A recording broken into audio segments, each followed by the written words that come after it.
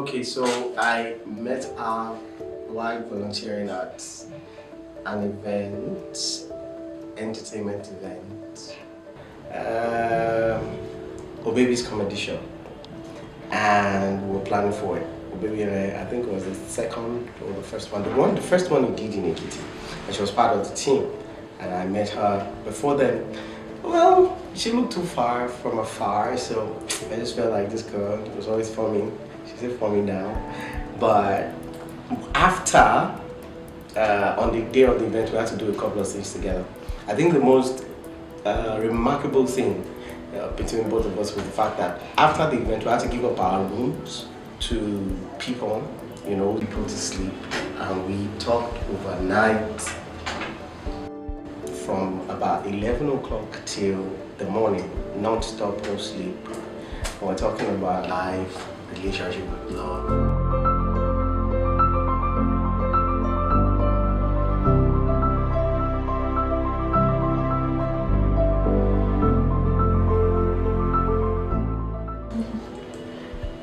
I've always known that something was going to happen between us. I just didn't know if we were going to get married. Because from the first day I met him, which we were introduced. Wait, something like what? Something. I don't know what was going to happen. I knew we were going to have something. Because he seemed arrogant and proud. So I knew that, well. So it just happened. So we started and it was fabulous, and here we are.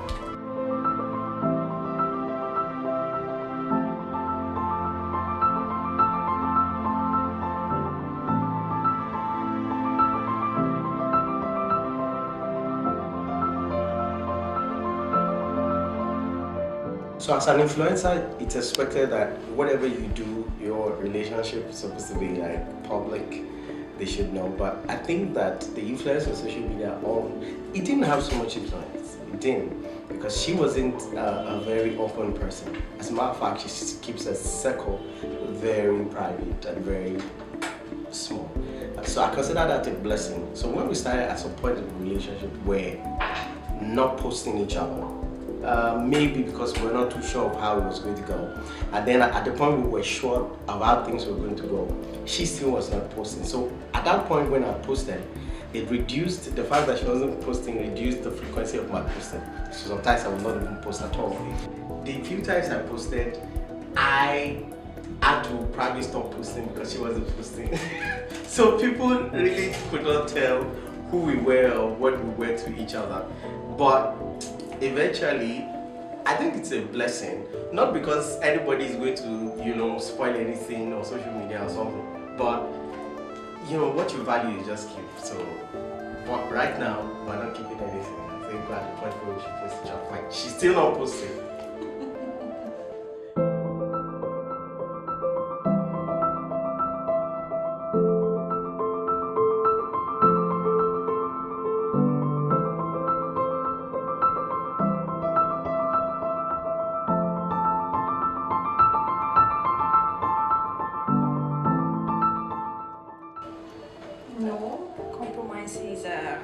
Part of life.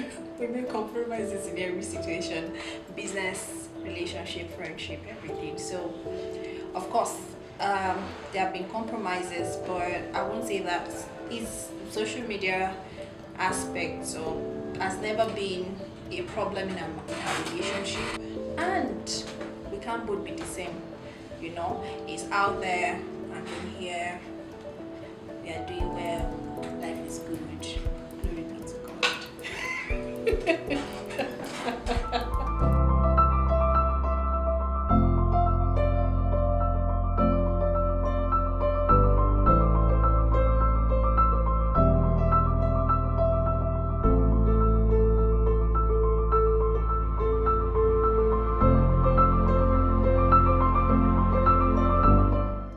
Okay, so feminism as a core belief for me, which I practice a lot with her. She has absolutely almost all the control she needs, over her life, over her business decisions and activities, personal activities. And when it comes to times when we have to do stuff together, I I had to also always ask her about what she thinks and what she feels like. Also, in cooking, well, at some point, we had to be very careful. I had to be very careful of my demands on, our culinary duties, in the kitchen. So it always led to us sleeping hungry most times, but we're a bit balanced now, so we're doing fine. She really does have time and control over what we get. But we're managing things right now. Because, I can tell her to do things that I know that I should do, or I should do. And she can tell me to do some certain things because she has to be responsible too. So it's helping us balancing relationship, balancing responsibility, balancing how we command or demand things from each other. And I think so far it's going on well. Right?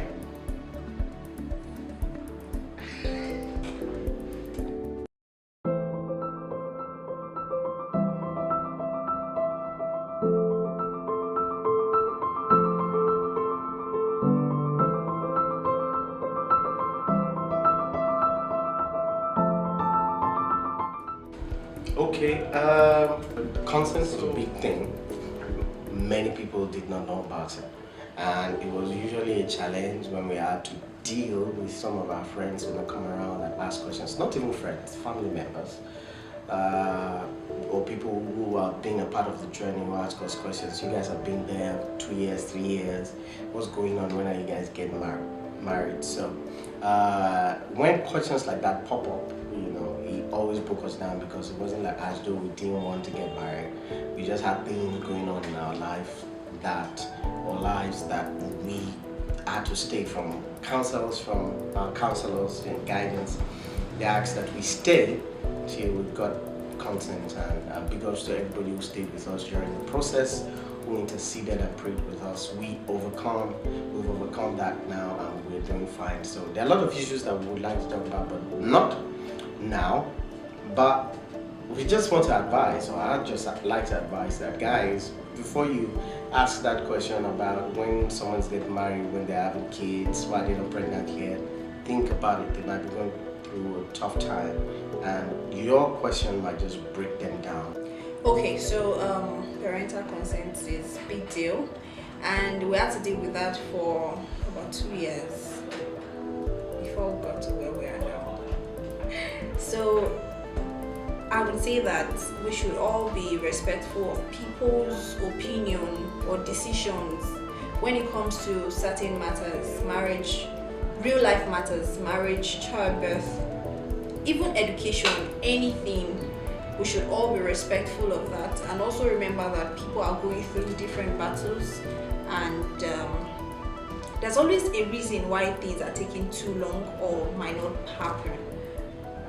So in our relationship, it's been a bit of battle that we had to fight, and it took us years, struggles, tears, and everything. And it's always so sad when people who see us on the outside and see how loving we are, ask so many questions about why we're not settling down. Have we at least done introduction? What's keeping us? Why are we still here? It's been so long. And a particular moment I think will stick in my memory for a long time, or maybe a lifetime, was a time when a friend asked me, or told her boyfriend, she told me that she told her boyfriend that she didn't want to become the Lord of the Rings like me. And it kind of broke me on the inside, because I felt like I don't think anybody would want to hear that, especially when you're being too blunt or too open about it and saying it like that. And it got to me to the point that I had to tell her so many things to explain to her why we stayed engaged for so long. And I ended up saying things to her that I wish I didn't say now. Looking back, I wish I had kept that part and let her imagine why we have not settled down. But then again, who knows? it's always something that people are going through. There's always something people are going through in education, marriage, childbearing, even relationship. Some people might decide to not stay married, to not marry. Some people end up divorcing, you know. Let's just be respectful of that. And for the journey, parental consent, and that we finally got, thanks to everybody who played a major part in making this happen. We're so grateful. Thank you guys.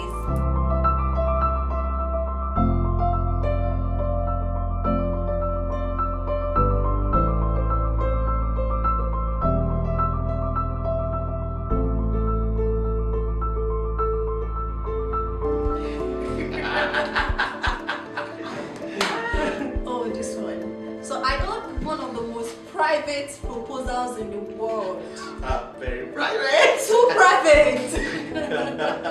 I wanted it so loud, but you know, I got one of the most private proposals ever. So it was in Ghana. He proposed to me in Ghana. We went for a conference at the time, 2 years ago. Over 2 years ago. So we went for a conference in Ghana at the time, and it was the last night at the conference.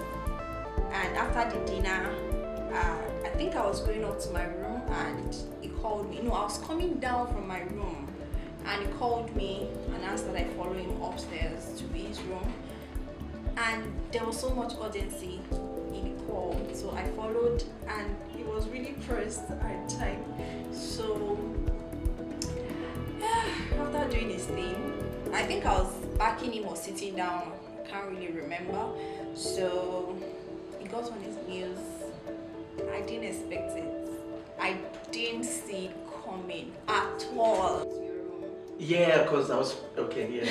You don't want to see that part? No, I was pressed. So I'm taking this green stew, and my bowels were running, were on fire. So I was almost going to shit on my body. Oh my goodness. So I didn't know why, because there was so much urgency in the call. So up there, I was sitting down, and he got on his knees. I was confused. I didn't know what was happening. No, you missed the part that I went into the toilet. Oh yes. And then you turned your back. Yeah, you were facing the double-decker when I was coming out. Oh, okay. Yeah, when I came out of the toilet. I can't remember the details. I just Can you imagine? So I came out of the toilet, and then she was facing the bed. And then when she turned, I was on my knees in the room. You know. So I was actually, so the plan was that I was going to propose at that dinner. You know. But the poop came, and I had to do it. And then I felt, okay, let me just do it in the room, and I did it. And then my friends that were big ups to Tosi and Dara, they were downstairs waiting for it to come and propose. She came downstairs with the ring. So that's how it happened. No pictures, no audience, nothing. Nothing, just both of us.